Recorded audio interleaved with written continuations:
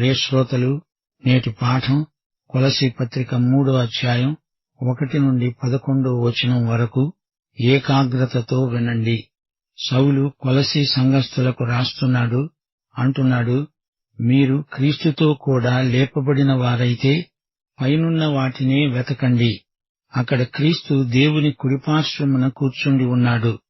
పైనున్న వాటి మీదనే కాని భూ సంబంధమైన వాటి మీద మనస్సు పెట్టకండి. ఏలయనగా మీరు మృతి పొందారు, మీ జీవము క్రీస్తుతో కూడా దేవుని యందు దాచబడి ఉన్నది. మనకు జీవమై ఉన్న క్రీస్తు ప్రత్యక్షమైనప్పుడు మీరు ఆయనతో కూడా మహిమయందు ప్రత్యక్షపరచబడతారు. శ్రోతలు వింటున్నారా? కొలసీ పత్రికలో 3-4 అధ్యాయాలు ప్రయోగాత్మకమైన హెచ్చరికలతో నిండి ఉన్నాయి. 1-2 అధ్యాయాలలో యేసుక్రీస్తు యొక్క ప్రాధాన్యం ఎత్తి చూపబడింది. యేసు ప్రభు ఎవరో, ఆయన వ్యక్తిత్వం ఎలాంటిదో చూపబడింది. యేసుక్రీస్తు త్రిత్వములో ఒక వ్యక్తి, ఆయన వాస్తవంగా మానవుడు, అదే సమయంలో ఆయన దేవుడు కూడా. సృష్టి మొత్తంలో ఆయనే ప్రథముడు, ఆయన సృష్టికర్త. విమోచన కార్యక్రమంలో ఆయనదే ప్రాముఖ్యం, ఆయనే విమోచకుడు. సంఘములో కూడా ఆయనకే ప్రాధాన్యమున్నది. ఆయన సంఘము కోసము తనను తాను ఇచ్చివేసుకున్నాడు. మన వ్యక్తిగత జీవితాలలో కూడా ఆయనకే ప్రాముఖ్యం కలగాలి. సమర్పణ అంటూ మనవాళ్లు మాట్లాడుతుంటారు. ఇంతకు సమర్పణ అంటే ఏమిటి? క్రీస్తుకు జీవితంలో ప్రథమ స్థానమివ్వడమే సమర్పణ. అదే ప్రతిష్ఠ. దేవునికి ప్రతిష్ఠించుకున్నాను అని చెప్పి నీ ఇష్టమొచ్చినట్లు బతకడం కుదరదు. క్రీస్తుకు నీ జీవితంలో ప్రథమ స్థానమివ్వాలి. యేసు జీవితాన్ని నీవు ఇక్కడ జీవించాలి. కొలసీ పత్రిక 2వ అధ్యాయం 9-10 వచనాల్లో పౌలు స్పష్టంగా చెప్పాడు, దేవత్వము యొక్క సర్వ పరిపూర్ణత శరీరముగా క్రీస్తునందు నివసిస్తున్నది. ఆయన యందు మీరు సంపూర్ణులై ఉన్నారు. ఆయన సమస్త ప్రధానులకు అధికారులకు శిరస్సై ఉన్నాడు. ఆయన యందు మీరు సంపూర్ణులు. క్రీస్తునందు మీరు యాత్రకు సర్వసన్నద్ధులై ఉన్నారు. అనగా జీవిత సమస్యలన్నిటికీ పరిష్కారం క్రీస్తే. క్రీస్తు నుండి, ఆయన వ్యక్తిత్వము నుండి ప్రజలను దూరపరిచే అనేక సంగతులను గురించి పౌలు ఇంతవరకు ఎంతగానో చర్చించాడు. గొప్ప వక్తలు వచ్చి తీయటి మాటలు మిమ్ములను పెడతోవ పట్టిస్తారు. నిరర్ధకమైన తత్వజ్ఞానాన్ని తెచ్చి మీ నెత్తిన రుద్దుతారు. మరో చిన్న తరహా ధర్మశాస్త్రాన్ని తెచ్చి మీ మీద ప్రయోగిస్తారు. మాకు అతీతమైన అనుభవాలున్నవని చెప్పి మిమ్ములను మభ్యపెడతారు. సన్యాసం సమస్యలకు పరిష్కారమన్నట్లు ఉపన్యసిస్తారు. ఇలాంటి ధోరణులన్నీ ప్రజలను క్రీస్తు నుండి దూరపరుస్తాయి. క్రైస్తవ జీవితమంటే ఏమిటి? క్రీస్తు జీవితాన్ని నీవు జీవిస్తున్నావు, అదే క్రైస్తవం. మనకు కావలసిందంతా క్రీస్తునందు మనకు సమృద్ధిగా దొరుకుతుంది. ఈ పాఠంలో పౌలు దేవుని సంపూర్ణతను క్రీస్తునందు మనకు చూపుతున్నాడు. విశ్వాసులలోకి క్రీస్తు యొక్క జీవం పోయబడింది. విశ్వాసుల ఆలోచనలన్నీ పరలోకాన్ని గురించే. పౌలంటున్నాడు, మీరు క్రీస్తుతో కూడా లేపబడిన వారు. వారికి విశ్వాసము, నిరీక్షణ, ప్రేమ ఉన్నాయి. వారి జీవితాలలో ఆత్మఫలం కనపడుతోంది. క్రీస్తునందు మీకున్న విశ్వాసమును గురించి మేము విన్నాము అంటున్నాడు పౌలు. పరిశుద్ధులందరి పట్ల వారికి ప్రేమ ఉన్నది. తోటి విశ్వాసులను వారెంతో ప్రేమించారు. సంఘమంతా కాపరిని, నాయకులను ప్రోత్సహిస్తారు. ప్రేమ ఒకరి పట్ల ఒకరికి ఉండి తీరాలి. కొలస్సీయులకు విశ్వాసమున్నది, ప్రేమ ఉన్నది, నిరీక్షణ కూడా ఉన్నది. సువార్త సత్యము వినడం వల్ల వారికి నిరీక్షణ కలిగింది. యేసుక్రీస్తు తన సంఘము కోసమై వస్తాడనే నిరీక్షణ వారిలో ఉంది. కొలస్సీ సంఘస్థులలో విశ్వాసము, నిరీక్షణ, ప్రేమ ఈ 3 ఉన్నాయంటే పరిశుద్ధాత్మ వారిలో బలంగా పనిచేస్తున్నాడని అర్థం. మీరు క్రీస్తుతో కూడా లేపబడిన వారు అయితే పైనున్న వాటినే వెతకాలి. అనగా మీరు క్రీస్తుతో కూడా లేచిన వారు గనుక పైనున్న వాటిని వెతకండి అని భావం. అక్కడ క్రీస్తు దేవుని కుడిపార్శ్వమున కూర్చుండి ఉన్నాడు. ఈ రోజున క్రీస్తు తన పరలోక సింహాసనము మీద తండ్రి కుడిపార్శ్వాన కూర్చున్నాడు. గనుక మనము ఇప్పుడేం చేయాలి? పైనున్న వాటినే వెతకాలి. అనగా పరలోక విషయాలను గురించి ఎక్కువ ఆసక్తి కలిగి ఉండాలి. ఆధ్యాత్మిక సత్యాలను అన్వేషిస్తూ ఉండాలి. పరలోక సంబంధమైన ఆశీర్వాదాలను కోరాలి, వెతకాలి, ఆశించాలి. వాటి కొరకై తీవ్రమైన అభిలాషను పెంపొందించుకోవాలి. పైనున్నవి అంటే ఏమిటి? క్రీస్తు పరలోకంలో ఉన్నాడు. క్రీస్తు దగ్గరికి ఆయనకు సన్నిహితంగా రావాలంటే దగ్గర దోవలేవీ లేవు. ఎవరూ మీకు దగ్గర దోవను చూపలేరు. ఏ మానవుడు క్రీస్తుకు బదులు నీకేమీ చెయ్యలేడు. నీవు చేయవలసిందల్లా ఒక్కటే, ఉన్నపాటున ఆయన దగ్గరికి వచ్చెయ్యి. సజీవుడైన క్రీస్తు దగ్గరికి రావడానికి పరిశుద్ధాత్మ నీకు సహాయం చేస్తాడు. బైబిల్ గ్రంథంలో సజీవుడైన క్రీస్తు ప్రత్యక్షం ఉంది. అందుకే మేము దేవుని వాక్యాన్ని ఇంత శ్రద్ధగా బోధిస్తున్నాము. ప్రియ శ్రోతలు, వింటున్నారా? మీరు బైబిల్ చదివేటప్పుడు మీకేమనిపిస్తుంది? మీరు బైబిలులో క్రీస్తును చూస్తున్నారా? ఆయన సజీవుడు. ఆయన పరలోకంలో దేవుని కుడిపార్శ్వమున కూర్చున్నాడు. మనము ఆయననే చూడాలి, ఆయననే వెతకాలి. ఆయన్ను గురించి ఎంత తెలుసుకున్నా ఇంకా తెలుసుకోవలసింది ఎంతో ఉంటుంది.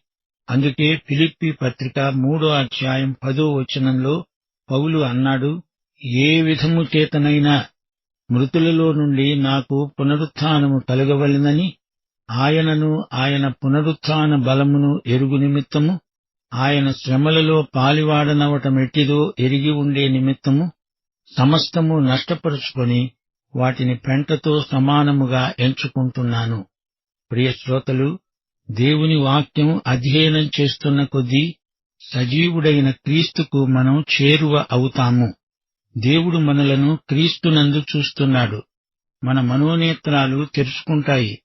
క్రీస్తునందున్న వారు దేవునికి చెందిన వారే. పైనున్న వాటిని మనం మనస్కరిస్తాము.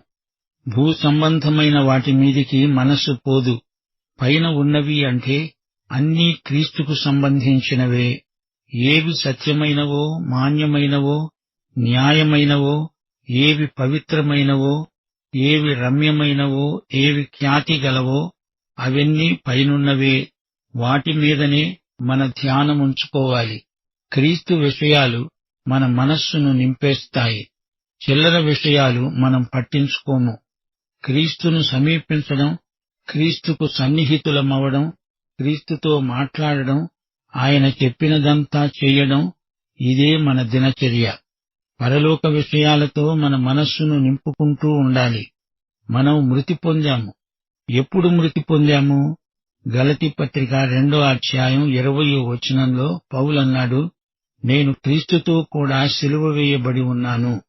అనగా క్రీస్తు చనిపోయినప్పుడే ఆయనతో కూడా చనిపోయాము. క్రీస్తు నా స్థానంలో చనిపోయాడు. క్రీస్తునందు మనం చనిపోయాము. మన జీవము క్రీస్తుతో కూడా దేవుని యందు దాచబడి ఉన్నది. నేను మొదటి ఆదామునందు ఉండేవాణ్ణి. నన్ను తీసుకొని పరిశుద్ధాత్మ క్రీస్తునందు నన్నుంచాడు. ఇదే పరిశుద్ధాత్మ బాప్తిస్మం. మనం క్రీస్తులోకి బాప్తిస్మం పొందాము. ఆదామునందుండి క్రీస్తులోకి వచ్చాము. మనమిప్పుడు క్రీస్తునందు ఉన్నాము. అందుచేత మనము క్రీస్తు జీవితాన్నే జీవిస్తున్నాము. క్రీస్తు సంపూర్ణత నిన్ను నన్ను నింపాలి. క్రీస్తు జీవితమే మరి ఒకసారి మనలో పునరుక్తి అవుతుంది. అపొస్తలుడైన యోహాను తన పత్రికలో ఈ సంగతే వివరిస్తూ అన్నాడు, మేము నిత్య జీవమును చూసి ఆ జీవమును గూర్చి సాక్ష్యమిస్తూ దానిని మీకు తెలియచేస్తున్నాము. నిత్య జీవమును మీకు చూపుతున్నాను అంటున్నాడు. అంటే క్రీస్తునే చూపుతున్నాడు అని అర్థం. యేసుక్రీస్తే నిత్య జీవం. ఆయనకు చెందిన వారు మహిమలో ఆయనతో కూడా కనపడతారు. ఇది త్వరలోనే జరగబోయే సంఘటన. కొలసీ పత్రిక 3:5 నుండి భూమి మీద ఉన్న మీ అవయవములను అనగా జారత్వమును, అపవిత్రతను, కామాతురతను, దురాశను, విగ్రహారాధనయైన ధనాపేక్షను చంపివేయండి. వాటి వలన దేవుని ఉగ్రత అవిధేయుల మీదికి వస్తుంది. పూర్వము వారి మధ్య జీవించినప్పుడు మీరు వీటిని అనుసరించి నడుచుకున్నారు. ఇప్పుడైతే మీరు కోపము, ఆగ్రహము, దుష్టత్వము, దూషణ, బూతుమాటలు అని వీటినన్నిటినీ విసర్జించండి. ఒకరితో ఒకరు అబద్ధమాడకండి. ఏలయనగా ప్రాచీన స్వభావము దాని క్రియలతో కూడా మీరు పరిత్యజించి జ్ఞానము కలిగే నిమిత్తము దానిని సృష్టించిన వాని పోలిక చొప్పున నూతనపరచబడుతున్న నవీన స్వభావమును ధరించుకొని ఉన్నారు. ఇటి వారిలో గ్రీసు దేశస్థుడని యూదుడని భేదము లేదు. సున్నతి పొందటమని సున్నతి పొందకపోవటమని భేదము లేదు. పరదేశీయని సిథియనుడని దాసుడని స్వతంత్రుడని లేదుగాని క్రీస్తే సర్వము అందరిలో ఉన్నవాడు. శ్రోతలు వింటున్నారా? విశ్వాసి యొక్క జీవితం పరిశుద్ధమైనది. వ్యక్తిగత జీవితమంతా పరిశుద్ధమే. ఇతరులతో మన సహవాసం కూడా పరిశుద్ధమే. పరిశుద్ధత అంటే కొందరు క్రైస్తవులకు భయమేస్తుంది. పాపాన్ని గురించి భయపడాలి గాని పరిశుద్ధత అంటే భయం దేనికి? పరిశుద్ధత అనేది ఎంతో ఆకర్షణీయమైన మాట. వ్యక్తిగత పరిశుద్ధతను గురించి పౌలు ఇక్కడ మాట్లాడుతున్నాడు. క్రీస్తు బెత్లెహేములో చిన్న శిశువుగా జన్మించాడు. పశుల పాకలో పుట్టాడు. ఇప్పుడాయన అక్కడ లేడు. ఈ క్షణంలో ఆయన పరలోకంలో దేవుని కుడిపార్శ్వాన సింహాసనాసీనుడై ఉన్నాడు. ఆయన పశుల తొట్టిలో లేడు, సత్రంలో లేడు, పరలోకంలో ఉన్నాడు. ఎందుకు అక్కడ ఉన్నాడు? ఎవరి కోసం? నీ కోసమే, నా కోసమే. నీవు క్రీస్తునందు ఉంటే, నీవు ఆయనను నీ స్వకీయ రక్షకుడుగా అంగీకరించి ఉంటే, ఈ లోకంలో నీ ప్రవర్తనలో గొప్ప పరివర్తన కనపడుతుంది. ఇక్కడ నీ జీవితంలో పరిశుద్ధత లేకపోతే నీవు పరలోకంలో ఉంటావని నిర్ధారణ కలగదు, నిశ్చయత ఉండదు. ప్రియ శ్రోత, నీ శరీరమున్నది. నీ శరీర అవయవములన్నీ దేవునికి ప్రతిష్ఠించబడాలి. అపవిత్రతను చంపివేయాలి. కామం, దురాశ, విగ్రహారాధన మొదలైనవి చావాలి. లైంగిక పాపాలు నశించాలి. ధనాపేక్ష విగ్రహారాధనతో సమానం. ఇవన్నీ శరీరంలో పెట్టుకొని దేవునికి ప్రతిష్ఠించబడ్డాను అంటే అర్థం లేదు. శరీర అవయవాలను దేవుని పనికి, దేవునికి ప్రతిష్ఠించాలి. నీ కండ్లు మంచివేనా? నీ కంటి చూపులో దురాశ కనపడుతోందా? అలాంటి వైఖరులను మరణానికి అప్పగించు. తలంపులు, మాటలు, చూపులు, వైఖరులు, వీటిలోని చెడుగు నశించాలి, గతించాలి. కొందరు హాస్యం పేరుతో అశ్లీలమైన మాటలు పలుకుతారు. అది దేవుని బిడ్డలకు తగదు. కామాతురత చాలా చెడ్డది. దాన్ని కొందరు అదుపులో ఉంచుకోలేరు. ఇలాంటి తాత్కాలిక భావ వికారాలను పసిగట్టి వాటిని పట్టి చంపెయ్యాలి. శోధనను ఎదిరించేవాడు శోధన స్థలంలో ఉండకూడదు. దురాశ మనిషిని నాశనం చేయకముందే దాన్ని నీవు నాశనం చెయ్యాలి. ధనాపేక్ష అంటే ఏమిటి? ఇంకా ఎక్కువ కావాలని ఆశ. ఇది విగ్రహారాధన మనస్తత్వం. పొద్దున నిద్రలేచింది మొదలుకొని మనసంతా డబ్బు మీదనే ఉంటే నీవు విగ్రహారాధికుడివే. క్రీస్తును కలిగి ఉన్న వారికి ఇలాంటి మనస్తత్వం ఉండకూడదు.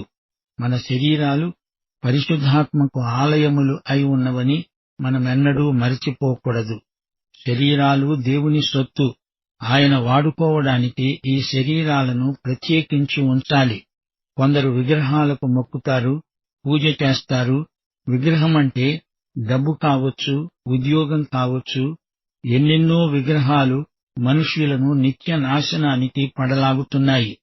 డబ్బును అదే పనిగా పిచ్చెక్కినట్లు కూడబెట్టేవారు కొందరున్నారు. 1 తిమోతి 6:10 అంటోంది, ధనాపేక్ష సమస్త కీడులకు మూలం. ధనం కీడు కాదు, ధనాపేక్ష గొప్ప కీడు. ధనము అనే విగ్రహాన్ని పూజించేవారు దీని విషాద ఫలితాన్ని నిత్యత్వంలో అనుభవిస్తారు. ప్రియ సోదరుడా, సోదరి, నీవు క్రీస్తునందున్నావా? అప్పుడు నీవు పరలోకమందున్న వాటినే వెతుకుతావు. దేవుని ఉగ్రత అవిధేయుల మీదికి వస్తుంది. పాపులు దేవుని ఉగ్రతను తప్పించుకోలేరు. పాపులు చేసే పాపాలకు శిక్ష తప్పదు. క్రీస్తునందు మాత్రమే పాపి పరిశుద్ధుడు కాగలడు. ఒకప్పుడు పూర్వం మనమంతా పాపులమే. ఇప్పుడైతే పాపం పోయింది. పాప క్రియలంటే అసహ్యమేస్తుంది. అట్టి క్రియలు ఇప్పుడు మనము చెయ్యము. పైనున్న వాటిని వెతికేవారు కిందున్న వాటి మీద మనసు పెట్టరు.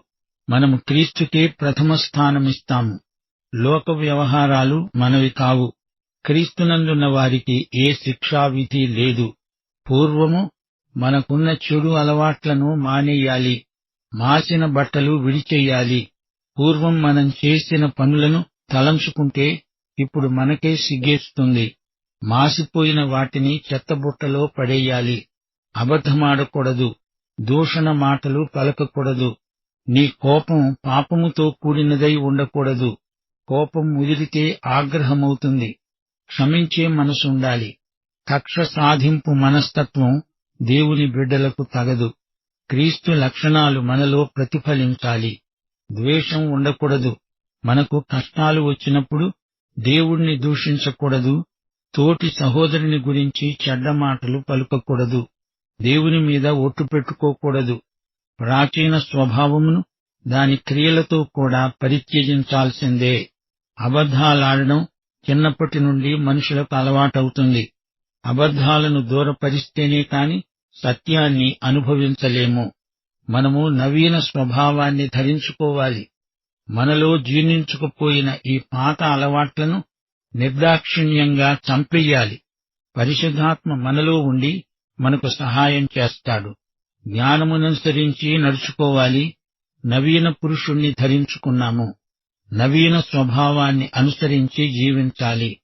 సంఘములో విశ్వాసుల మధ్య ఎట్టి భేదాలు ఉండవు. ఏ కులమైనా ఏ జాతైనా క్రీస్తునందు అందరూ ఒక్కటే. అందరినీ క్రీస్తునందు దేవుడు సమానంగా చూస్తున్నాడు. క్రీస్తే సర్వము. క్రీస్తే అందరిలో ఉన్నవాడు. క్రీస్తునందు మనమంతా ఒకటే.